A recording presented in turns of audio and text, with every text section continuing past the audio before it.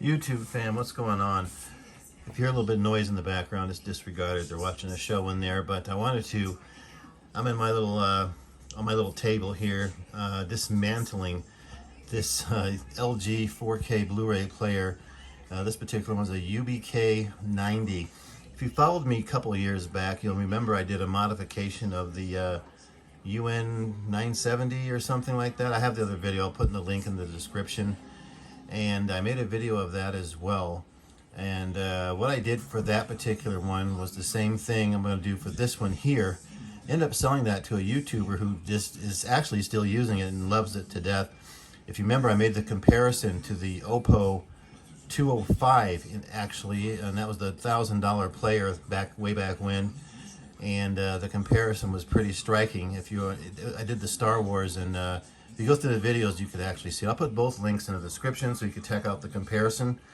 But what I did was basically, of course, I did my normal thing. I removed the cable, and I'll kind of go over this the best I can without too much shaky can. I removed the power board here, and if you remember, I removed the power board and all the power of the heat sink and everything, and basically dismantled it. And what I did is I soldered the power board actually to the circuit board and replaced some of the components on the board, the cap there for the power supply. And we didn't do the transformer, but we just did that. And then all in a nutshell, I jumped the fuse basically, which you know, it's not really recommended you do, because if you have a lot of power surges in your area, that is, because if you jump the fuse, of course, then you know you could blow the system if you have a lot of power surges. If not, or you're hooking up to surge protector, cool, you'll be fine. I mean, it never happens where I'm at. I should never say that. Watch it happen now. But I've had pretty good luck, let's put it that way, with nothing happening with that. But anyway, once you do these little modifications I'm talking about to the unit, you could modify it for $100 or $200 and get performance of a $1,000 player, which I've actually proved in my older videos. Kind of made a couple of Oppo people really upset with it too, because the performance is basically, you know, on these players mostly is the chipset, which is the MediaTek chipset that they use for most of these players for the Dolby Vision and all that kind of stuff. And then of course the power supply has always been the Achilles heel of these cheaper players.